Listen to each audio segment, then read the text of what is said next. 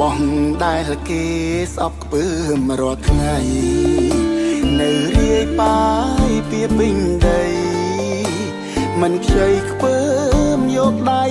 ប៉ាំងពេលគេដើរជួបដៃខ្ទប់ច្រមុំគិចវែងមានច្រើនលើផែនដីនេះរបងនោះគឺសមរាមតើសមរាមមានប្រភពពីណាអ្នកខ្លះរអ៊ូស្ដីថាមើលងាយរឹងអាងឌៀមដាមដល់អ្នកប្រមូលសំអាតសំណល់សំរាមគួរណាស់តែស្ដីថាហាម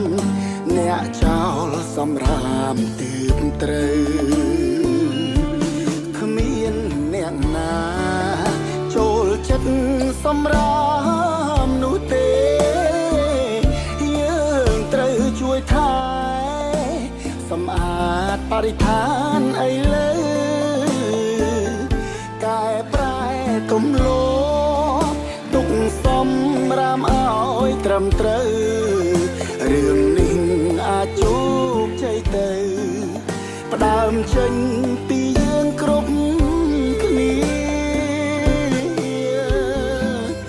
បើបរិស្ថានស្អាតមានអ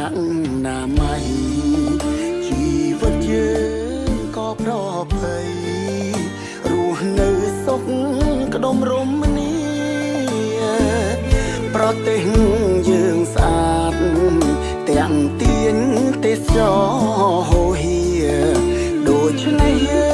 ងត្រូវរួមគ្នាបំបត្តិសំរាមឲ្យអស់